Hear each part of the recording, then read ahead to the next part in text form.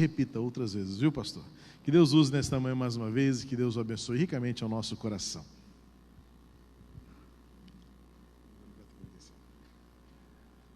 Eu amo esta igreja, amo este pastor, amo este ministro de música, que foi nosso ajudante lá em Irajá. E nós já o conhecíamos. E o pastor Purim é uma família que há muitos anos privamos dessa amizade. Estamos acompanhando agora com muita preocupação a saúde da avó do pastor Purim, que é dona Olinda Lopes, e que está numa situação de saúde muito delicada. Está em Campo Grande, na casa da filha Estela. Nós estamos orando por ela. A última vez que eu estive aqui, falei no congresso da terceira idade, não é? Convite do casalzinho simpático ali. E uma coisa que eu disse, se vocês se lembram, se não se lembram, eu me lembro. Procurei falar aos jovens de como eles precisam se preparar para quando a velhice chegar. Alguém aqui se lembra? Não falei aos idosos somente, falei mais aos jovens, porque vocês jovens vão chegar lá. E como chegar à velhice com saúde, com o desejo e a possibilidade de ser uma bênção. E falando aos jovens, naquela oportunidade, eu disse que eles deviam se entregar nas mãos de Deus, porque uma velhice saudável é uma velhice com Cristo. Mas isso não vai começar lá, quando chegar na velhice, não. Agora não tenho mais Flamengo e Vasco para ver no Engenhão no domingo, não é? Então eu tenho que me consagrar, porque não tenho mais condições de fazer o que fazia antes. Não, tem que começar a sua consagração a Jesus, começar agora. Então eu quero, de certo modo, hoje, dar continuidade àquela preleção quando estive aqui da última vez. E vou falar sobre um assunto muito específico.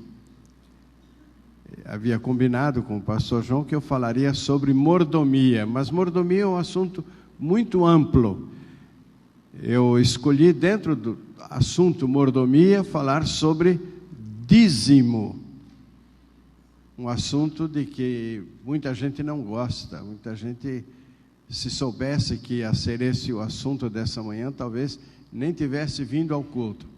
Mas essas são as pessoas que precisam ouvir falar sobre o dízimo, que é uma bênção na vida do cristão.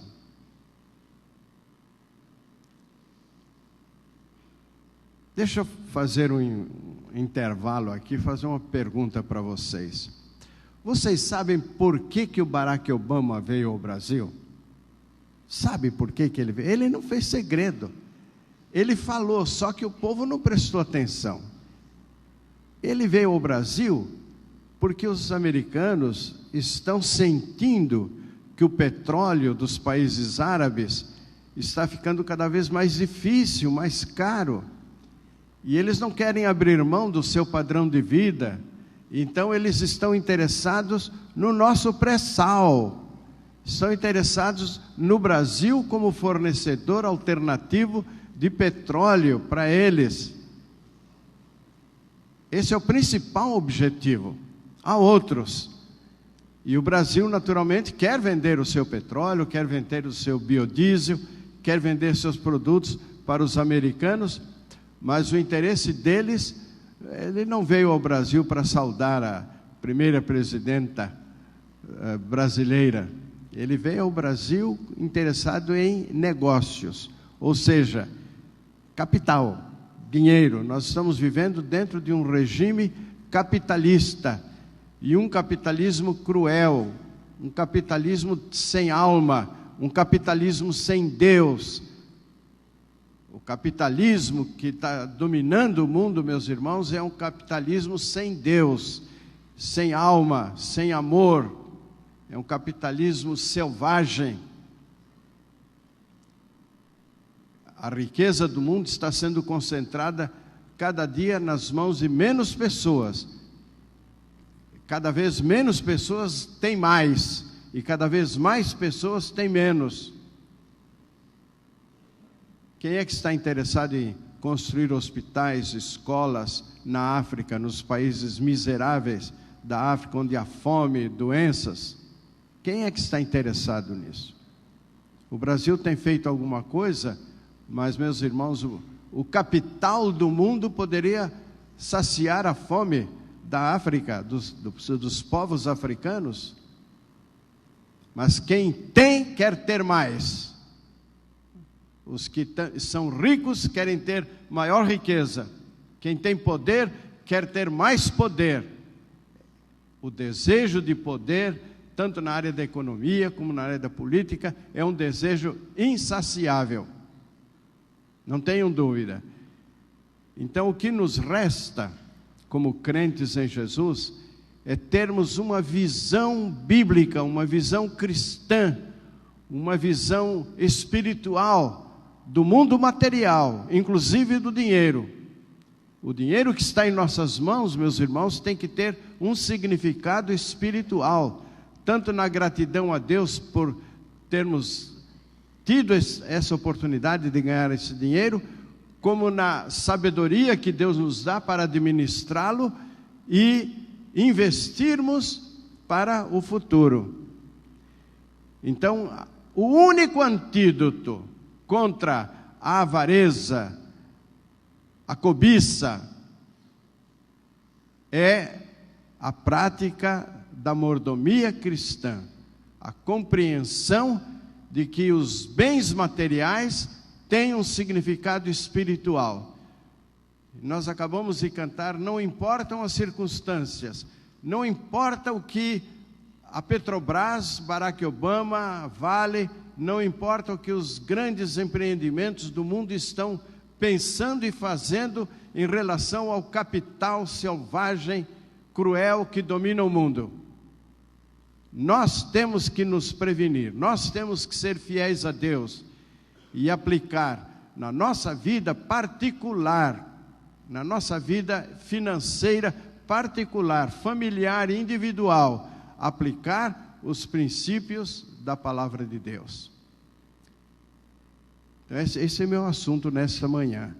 E eu gostaria que nós saíssemos daqui hoje com uma compreensão mais bíblica, mais centrada na vontade de Deus a respeito das coisas materiais, e que saíssemos dispostos a ver no dízimo que entregamos a Deus um instrumento da graça de Deus para nos aproximar dele e nos preparar para uma vida melhor amanhã, não no sentido material, mas no sentido espiritual. A minha palavra se dirige especialmente aos adolescentes, aos jovens, às crianças, porque a igreja de amanhã vai depender da sua integridade, da sua fidelidade, da sua visão do mundo. E você tem que preparar a sua mente hoje para ter essa visão. Os irmãos querem ficar de pé para lermos a palavra de Deus em 2 Coríntios, capítulo 8.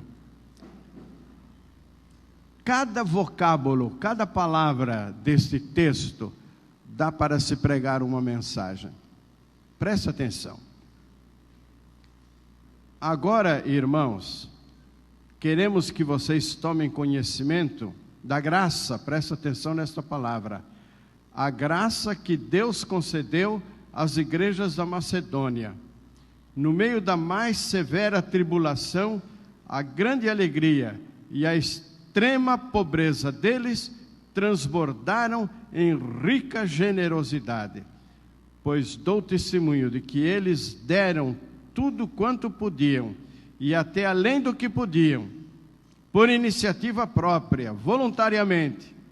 Eles nos suplicaram insistentemente o privilégio de participar da assistência aos santos, e não somente fizeram o que esperávamos, mas entregaram-se primeiramente a si mesmos ao Senhor, e depois a nós, pela vontade de Deus. Assim recomendamos a Tito, que assim como ele já havia começado, também completasse este ato de graça da parte de vocês. Podem sentar, irmãos.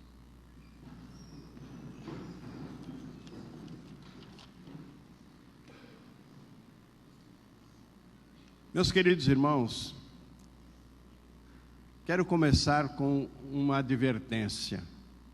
Os fariseus deturparam o conceito e a prática do dízimo. Então, quando nós pensamos no dízimo, nós pensamos no dízimo sob a interpretação dos fariseus e saduceus do tempo de Jesus. O que nós temos no Novo Testamento, em alguns textos do Velho Testamento também, não é o pensamento de Deus a respeito do dízimo. O dízimo no Velho Testamento, meus irmãos, não era um percentual obrigatório, era uma contribuição voluntária, generosa, que os adoradores de Deus davam para sustentar o culto e, através do culto, sustentar a visão do Messias que haveria de vir, a esperança no Messias que haveria de vir. A contribuição para o sustento do culto de Israel deveria ser voluntária e generosa. Há muitos textos que nos indicam isso. Mas os fariseus fizeram do dízimo uma prática obrigatória, como se estivesse na lei. Uma igreja anglicana na Índia tinha um poço de água potável muito boa no quintal da igreja, no terreno da igreja. E junto do poço havia uma relação dos membros da igreja. Quem não entregasse os seus dízimos não teria direito de pegar daquela água, que era a única água potável num raio de 50 quilômetros. Única água. Quem não pegasse aquela água teria que andar 20 a 50 quilômetros para pegar água potável. Então eles entregavam seus dízimos obrigados pela sede, pela necessidade da água potável. Tinham água para outras necessidades, mas não servia para beber. Em algumas igrejas, aqui no Brasil, o dízimo se tornou obrigatório como fator indispensável para tomar parte da ceia e participar de qualquer atividade do culto da igreja. Uma família que não fosse dizimista numa igreja, aqui no Brasil, que eu me lembro, se a família não fosse dizimista, os filhos não poderiam se casar no templo da igreja. Quando iam pedir o templo e marcar a data do casamento, o pastor puxava a relação dos dízimos. Se não fossem dizimistas, pode procurar outro lugar para se casar. Não é isso que Deus quer, meus irmãos. Deus não quer um dízimo obrigatório. Deus não quer um dízimo formal, sem a compreensão do seu significado espiritual. O que Deus queria era que os judeus entregassem os seus dízimos com alegria, generosamente. Não apenas 10%, um cordeiro em cada 10, mas aquilo que fosse necessário, muito além de 10%, para o sustento da esperança de Israel, através do culto que eles sustentavam. Então, o dízimo cristão, meus irmãos, não é diferente do dízimo que nós vemos no livro de Esdras e Neemias, no retorno do cativeiro, que nós vemos no tempo de Davi, não é diferente. O dízimo cristão é uma contribuição voluntária, generosa, liberal, que o cristão entrega com amor, com alegria, porque Deus ama o que dá com alegria, entrega para o sustento do culto e para o sustento da esperança do céu, da vinda do Filho de Deus, através da igreja. Através da igreja, estamos sustentando esta esperança no mundo. Eu quero dar aos irmãos 4 coisas, entre muitas outras, que o dízimo cristão revela. O dízimo cristão representa a graça de Deus sobre a nossa vida. Porque a vida cristã, meus irmãos, não é um diletantismo intelectual ou espiritual. A vida cristã não é uma contemplação mística da divindade. A vida cristã é a entrega, como acabamos de cantar, de tudo. Tudo entregamos nas mãos de Deus. A nossa vida física, nosso corpo, nossos bens, tudo que temos, tudo que somos, nas mãos de Deus. Esse é o conceito de vida cristã. Tudo nas mãos de Deus. Primeiro, o dízimo cristão revela a prioridade dos valores espirituais. O que é mais importante na nossa vida? O que é mais importante é o espiritual. O espírito é mais importante do que a matéria. Se tirar o espírito que está dentro de você, essa carne, essa matéria que você banhou, vestiu hoje de manhã para vir à igreja, isso não vale nada. E a família vai procurar se desfazer deste resto o mais depressa possível. O espírito é mais importante do que a matéria. O eterno é mais importante do que o temporal. O céu é mais importante do que a terra. A prioridade dos valores espirituais é o que o dízimo significa. Quando eu entrego o meu dízimo ao Senhor, eu estou dizendo que as coisas de Deus são mais importantes do que as coisas do mundo. Que o meu espírito é mais importante do que o meu corpo, do que a matéria onde o meu espírito habita. Em Mateus 6,33, todos conhecem a palavra de Jesus.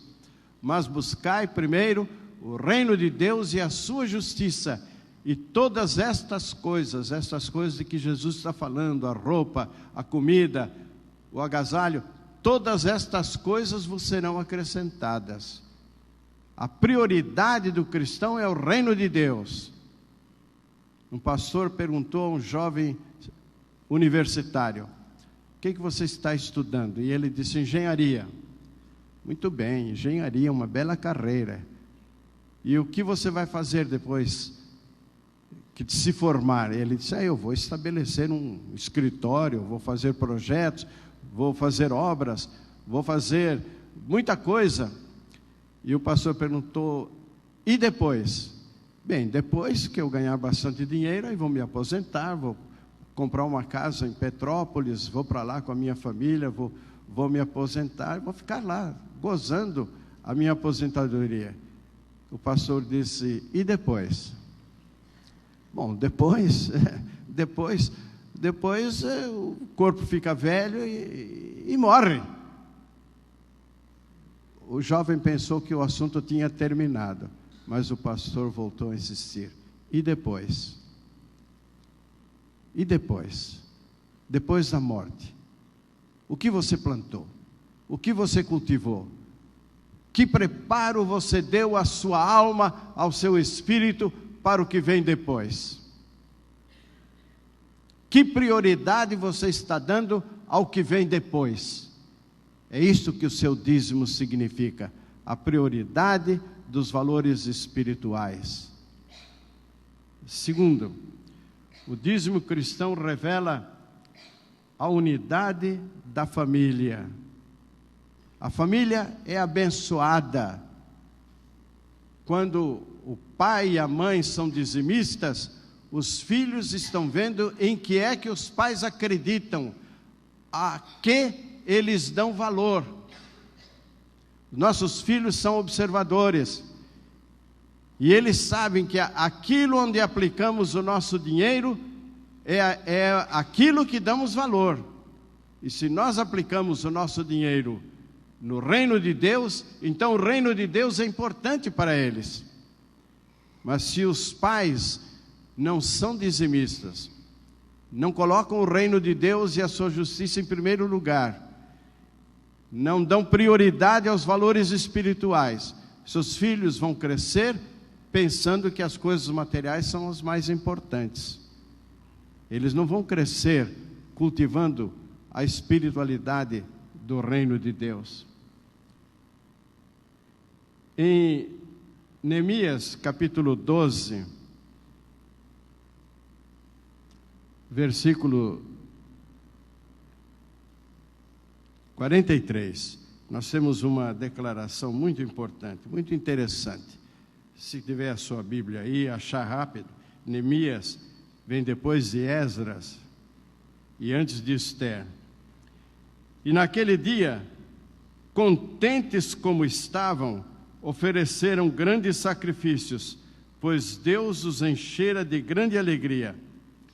As mulheres e as crianças também se alegraram, e os sons daquela alegria de Jerusalém podiam ser ouvidos de longe. Prestaram atenção? As mulheres e as crianças participaram do regozijo, da alegria de verem o templo construído, de verem a obra consolidada, de verem o reino de Israel restaurado, não apenas a cidade com seus muros, suas torres, seus ferrolhos e suas portas, mas a nação espiritual, a nação de Israel estava restaurada. Era o que significava aquele templo. Isto trouxe alegria ao coração do povo, e as mulheres e as crianças participaram desta alegria. Meus irmãos, a palavra de Deus não discrimina, não desprecia, não despreza a mulher nem a criança. A inferioridade da mulher é resultado da queda, não era o plano de Deus. O desprezo, a desvalorização da criança não é o plano de Deus. Que coisa mais linda, pastor João, esse espetáculo aqui. Eu quis contar as crianças que estavam aqui, mas não dava para contar, porque havia muita criança do lado de cá. O reino de Deus é delas, é das crianças também. As crianças também se alegram em participar do reino de Deus. Por que é que os pais não hão de ensinar aos seus filhinhos a serem fiéis nos seus dízimos agora? Não quando eles estiverem trabalhando no futuro, no seu emprego, mas agora, hoje. Ponha nas mãos do seu filho uma importância para lhes entregarem como dízimo generoso, voluntário ao Senhor, para que eles cresçam nessa compreensão da prioridade dos valores espirituais. E eu quero dizer aos irmãos que, lamentavelmente, a grande maioria dos pais não está interessada em ensinar isso para os seus filhos. Um pastor reuniu os jovens da igreja para discutir sobre o dízimo e perguntou: por que vocês não são dizimistas, a maioria dos jovens? E um deles disse o seguinte: dízimo é coisa dos coroas. É coisa dos coroas, não é coisa dos jovens. Dízimo é coisa jurássica, não é para os nossos dias. E o pastor disse: então como vamos sustentar a igreja e estender ao mundo a mensagem do Evangelho, se os jovens também não participarem através dos seus dízimos? No final da reunião, depois de muitas perguntas, os jovens resolveram, por unanimidade, que todos eles se tornariam dizimistas. Não sei se se tornaram. A família que está unida, porque contribui unida. A família que contribui unida, permanece unida. Pais, ensinem seus filhos desde pequeninos. Vovô, vovó, fale disso aos seus netinhos, de que contribuir para o sustento da causa é uma bênção na vida de quem contribui. Eu estava acompanhando aqui o culto, estava vendo algumas crianças cantando com tanto fervor os hinos, e eu estava olhando aquele menino ali de camisa azul. Como é seu nome? É você.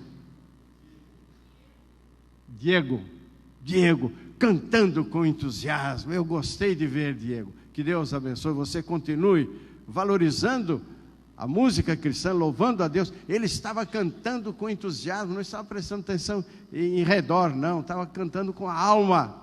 E outros estavam também cantando com a alma. E é isso que os pais devem ensinar aos seus filhos, que o reino de Deus é prioritário em nossa vida. E isso começa com a entrega dos nossos dízimos ao Senhor.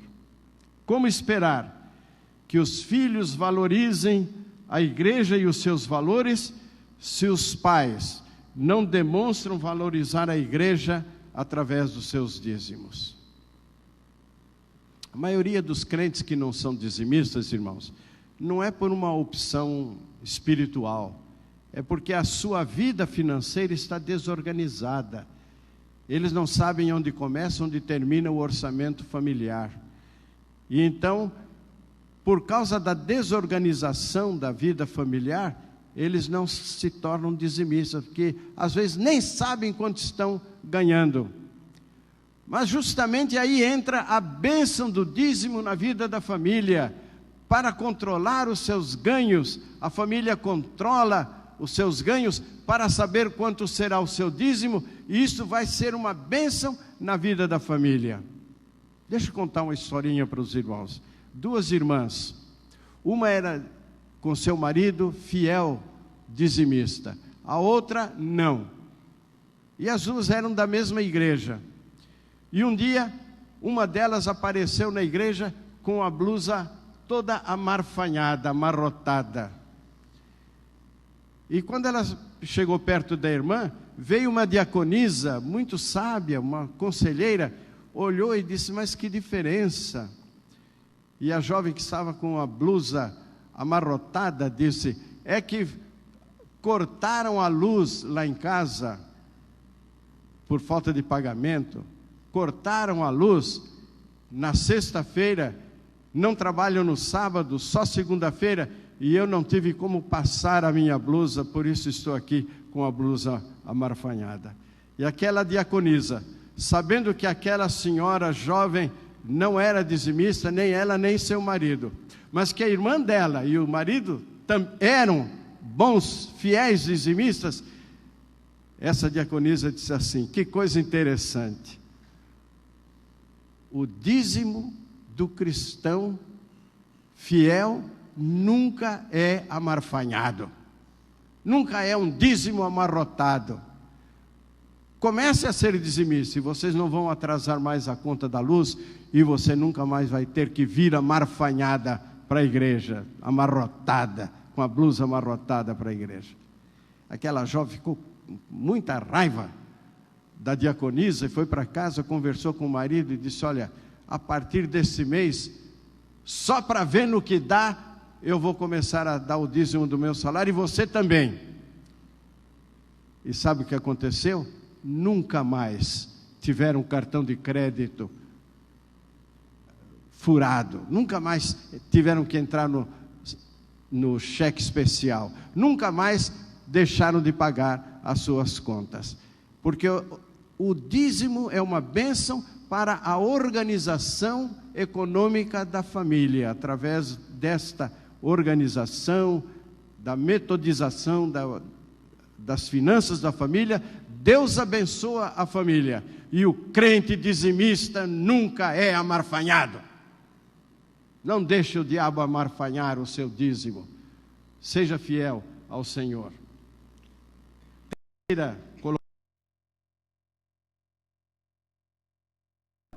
Maturidade espiritual. Maturidade. Paulo, escrevendo aos Coríntios, no capítulo 3, disse: lamentavelmente eu não pude falar a vocês como a adultos, como a amadurecidos, mas tive que falar como a crianças.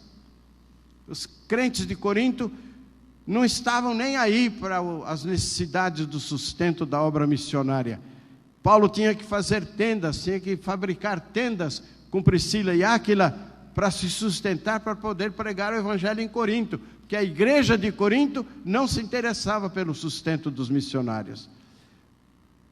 O sustento veio das igrejas da Macedônia. Através de Silas e Timóteo, as igrejas da Macedônia mandaram o sustento para Paulo e os seus companheiros ali em Corinto. E então Paulo está dizendo aos coríntios que esta falta de visão é imaturidade. E você vai entender por quê. Uma menina tinha uma coleguinha que fez aniversário, e os pais compraram um patinete amarelo muito bonito para ela dar de presente para a coleguinha. E na hora do aniversário foi toda a família para lá. E a menina deu o presente para sua colega, abraçou a colega, cantou parabéns, e na hora de ir embora, ela pegou o patinete e queria levar de volta para casa. E a mãe dizendo: não, você deu o patinete. O patinete é dela, você não pode levar. Eu quero meu patinete, eu quero levar meu patinete, o patinete é meu. 4 anos de idade tinha essa criança. Meus irmãos, a criança ainda vive num mundo concreto, objetivo. Ela não tem intenções subjetivas, não tem formulações subjetivas. E desfazer-se de alguma coisa é algo subjetivo. Tem que ter o reconhecimento do valor do outro, da presença do outro, da amizade do outro. Então a criança não dá, é meu. Ela agarra o que é dela com todas as forças, é meu, não dou para ninguém. E ela depende, ela durante 9 meses dependeu até do oxigênio da mãe. Ela depende, no começo da vida, depende dos pais. E durante muitos anos ela vai depender dos pais.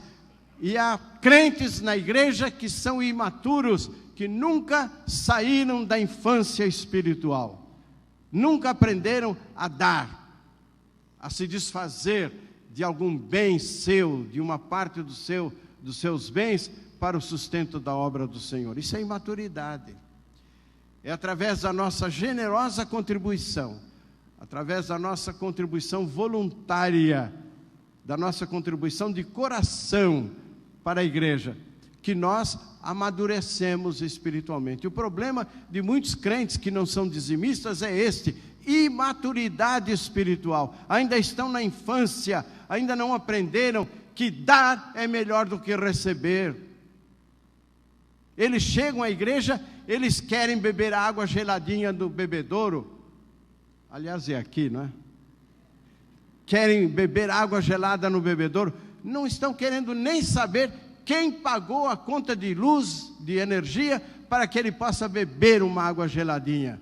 Mas se não tiver copo ali, acabaram os copos, ele vai brigar, vai chamar a atenção do zelador. Está faltando copo. Ele chega aqui, ele quer as luzes acesas para ele fazer o seu culto, mas ele não sabe quem está pagando. Ele está recebendo a luz, a água gelada. Se ele é um músico, ele chega aqui, ele quer ter um microfone como este aqui, bem colocado, um som bem equilibrado, para ele poder cantar a sua música. Mas se ele não é dizimista, ele pensa que ele, sendo um levita, já está dando sua contribuição.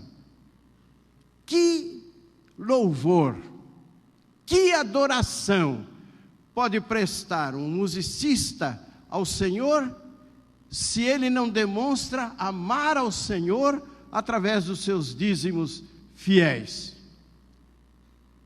Eu estou dizendo isso porque foi o que eu ouvi de um músico. Eu sou levita. Eu disse: você está muito enganado. Leia lá em em Esdras que os levitas entregavam os dízimos com fidelidade junto com os sacerdotes. Eles recebiam os dízimos, mas tinham que entregar também os seus próprios dízimos, além de passar para a contabilidade de Israel, do templo, os dízimos que tinham recebido. Os levitas não foram isentados do dízimo, não. O músico cristão, o cantor, o instrumentista, se ele não é dizimista, o seu louvor é um louvor hipócrita.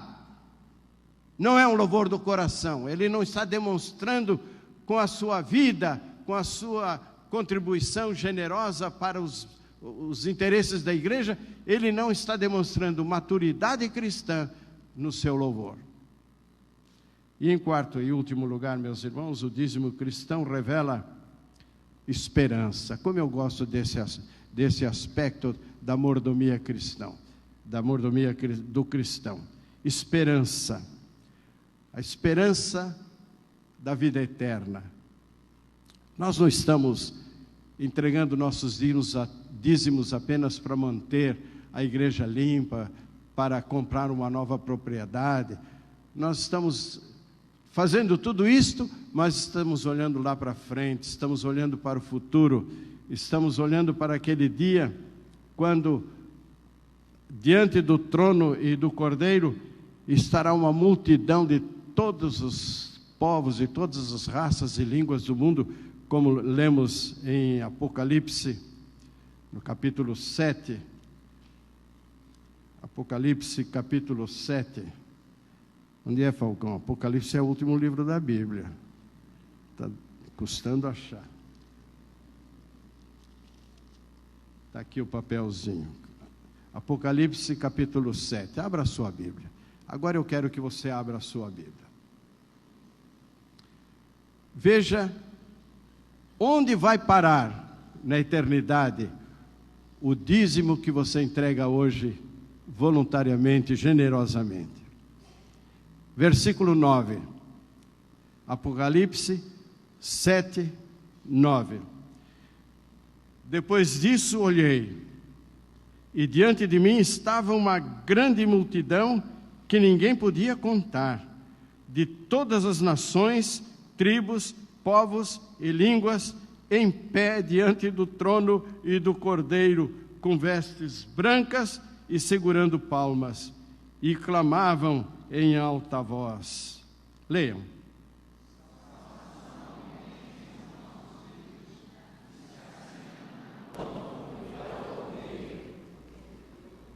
Todos os anjos estavam em pé ao redor do trono dos anciãos e dos 4 seres viventes. Eles se prostraram com o rosto em terra diante do trono e adoraram a Deus, dizendo, leiam.